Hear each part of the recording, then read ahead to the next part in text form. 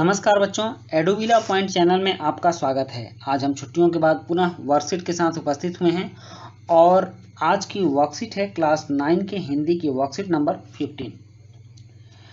प्यारे बच्चों, अब तक हमने सामान्य हिंदी पर आधारित कार्यपत्रकों पर चर्चा की और कुछ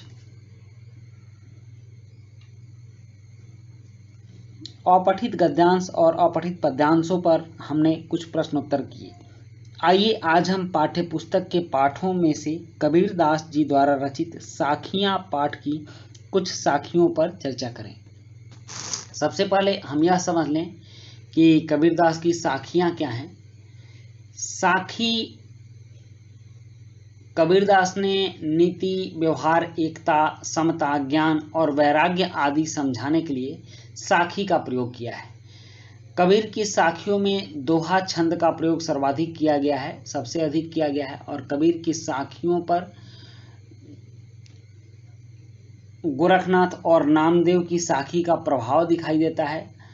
कबीर की रचनाओं में साखियां सबसे अधिक होती हैं और साखी इसको इसलिए कहा गया है क्योंकि प्राचीन धर्म प्रवर्तकों ने साखी शब्द का प्रयोग अपने गुरुजनों की बात को अपने शिष्यों अथवा जन साधारण तक पहुंचाने में किया। मतलब कि जो बड़े पुरुष होते हैं और अपनी बात को दूसरों को कहना चाहते हैं तो इस शब्द को साखी कहा गया। साखी का मतलब शिक्षा भी होता है, ज्ञान भी होता है।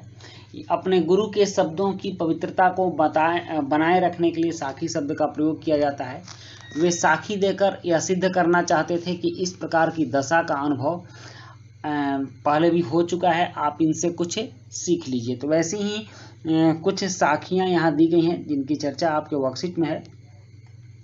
ये आपके पाठ से लिए गए हैं, इसलिए आप इनको ध्यानपूर्वक सुनेंगे।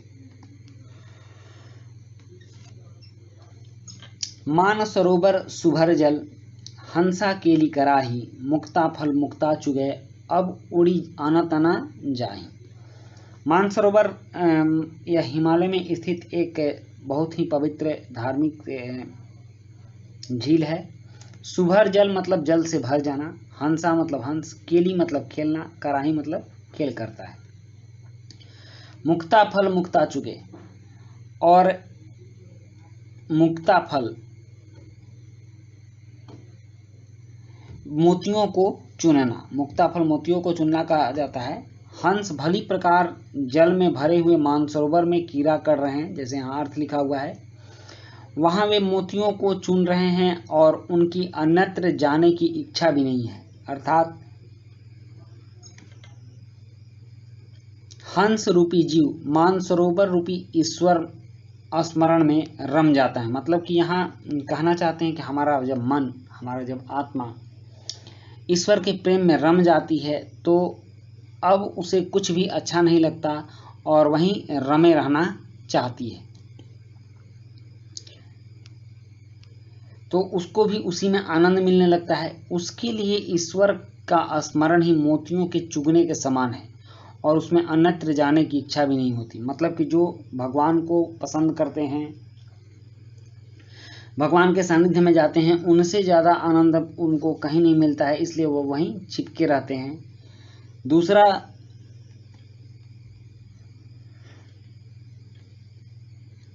साखी है, प्रेमी ढूंढत मैं फिरों, प्रेमी मिले न कोई।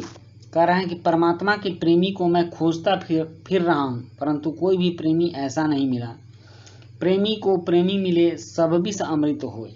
यदि ईश्वर प्रेमी को दूसरा ईश्वर प्रेमी मिल जाता है तो विषय वासना रूपी विष अमृत में बदल जाता है। मतलब वहाँ जो बातें होंगी सारी बातें अमृत की तरह आएंगी, ठीक ना, और सब दोनों मिलकर परमात्मा की याद में खो जाएंगे।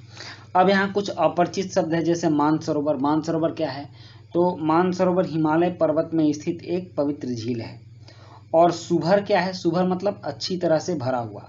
केली मतलब क्रीड़ा या खेल, और मुक्ता फल मतलब मोती। अब कुछ प्रश्न हैं। आशा है कि आपने इन दो साखियों के भावार्थ को समझ लिया होगा। आइए इन्हीं साखियों पर आधारित कुछ प्रश्नों के उत्तर खोजते हैं और लिखते हैं। जैसे सुभर जल, पहला प्रश्न है कि सुभर जल से क्या तात्पर्य है? तो यहाँ ऑप्शन है सुंदर जल, दूसरा ख है भली प्रकार भरा हुआ जल, तीसरा ग है स्वादिष्ट और घ है जल। तो सुभर जल का मतलब भली प्रकार से भरा हुआ जल। उसका प्रश्न 2 है कि हंसा किसका प्रतीक है? तो ऑप्शन है पक्षी का, हंसने का, ईश्वर का, जीवात्मा का। तो इसका उत्तर होगा कि हंसा जीवात्मा का प्रतीक है। उसके बाद है कि यहाँ विष से क्या तात्पर्य है? विष मतलब वैसे तो जहर होता है, लेकिन इस साखी में विष का मतलब क्या है? तो इसका ऑप्शन है विशेष, बुराइयां, सर्प का विष, उपयुक्त में से कोई नहीं। तो यहाँ है बुराइयां। उसके बाद है चौथा कि यहाँ प्रेमी किसको कहा गया है और मानसरोवर से क्या आशय है? और एक गतिविधि है कि गूगल मैप में मानसरोवर झील को खोजें तथा उस पर अनुच्छेद लिखें। तो चलिए अब इन प्रश्नों के उत्तर करते हैं। हमने चौथे प्रश्न का उत्तर वहाँ नहीं किया है, बाद बाकी जो ऑब्जेक्टिव थे उनका उत्तर वर्कशीट पर ही क्लियर हो गया है। तो चौथा प्रश्न है यहाँ पर कि यहाँ प्रेमी किसको कहा गया है? तो इसका उत्तर है कि यहाँ प्रेमी भगवान के भक्तों को कहा गया है। और पांचवा प्रश्न है कि मानसरोवर से क्या आशय है? तो इसका उत्तर है कि मानसरोवर, यहाँ मानसरोवर का मतलब परमात्मा के प्रेम से मिलने वाला आनंद है। और गतिविधि है कि गूगल मैप में मानसरोवर झील को खोजें तथा उस पर एक अनुच्छेद लिखें। तो यहाँ यहाँ एक अनुच्छेद लिखा गया है, आप इसको पढ़ सकते हैं। मानसरोवर झीलों से घिरी, पहाड़ों से घिरी झील है जो कैलाश पर्वत से 40 किलोमीटर की दूरी पर स्थित है। यह झील करीब 320 वर्ग किलोमीटर के क्षेत्र में फैली हुई है। इसके उत्तर में कैलाश पर्वत तथा पश्चिम में राक्षस ताल झील है। यह समुद्र तल से 17,000 फुट की ऊंचाई पर स्थित है।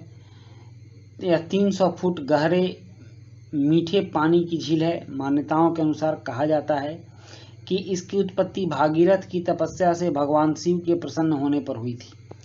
पुराणों के अनुसार भगवान शंकर द्वारा प्रकट किए गए जल के वेग से जो झील बनी, कालांतर में उसी का नाम मानसरोवर हुआ।